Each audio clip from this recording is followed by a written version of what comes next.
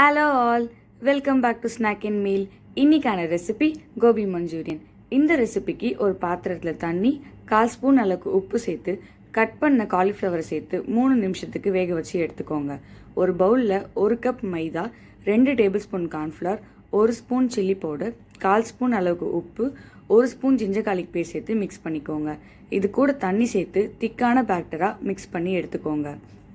வேக வச்ச காலிஃப்ளவரை சேர்த்து நல்லா கோட் ஆகிற மாதிரி மிக்ஸ் பண்ணிக்கோங்க. கடாயில் எண்ணெய் சூடானதும் காலிஃப்ளவரை சேர்த்து கோல்டன் ப்ரௌன் ஆகிற வரைக்கும் ஃப்ரை பண்ணி எடுத்துக்கோங்க.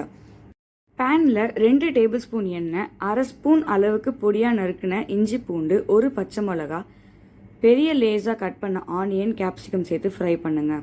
2 table spoon tomato sauce, 1 spoon chilli sauce, 2 table spoon soya sauce, 1/4 spoon உப்பு, 1/2 ஸ்பூன் வினிகர், 1/4 ஸ்பூன் அளவுக்கு சுகர் சேர்த்துக்கோங்க.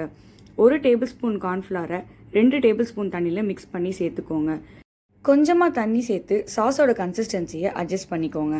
ஃப்ரை பண்ண கோபிஸை சேர்த்து சாஸ் நல்லா கோட் ஆகிற மாதிரி மிக்ஸ் பண்ணி எடுத்துக்கோங்க. அவ்வளோதான், டேஸ்டியான கோபி மஞ்சூரியன் ரெடி. இந்த ரெசிபி எப்படி இருக்குன்னு ட்ரை பண்ணி பார்த்துட்டு கமெண்ட்டில் சொல்லுங்கள். இந்த வீடியோ உங்களுக்கு பிடிச்சிருந்தா லைக் பண்ணுங்கள், சப்ஸ்கிரைப் பண்ணுங்கள், பெல் ஐக்கானை கிளிக் பண்ணுங்கள். இந்த வீடியோவை உங்கள் ஃப்ரெண்ட்ஸ் அண்ட் ஃபேமிலிக்கு ஷேர் பண்ணுங்கள். ஏன்னா any one can cook. Thanks for வாட்சிங் ஸ்நாக் அண்ட் மீல். உங்களை நான் அடுத்த வீடியோவில் சந்திக்கிறேன். பாய்.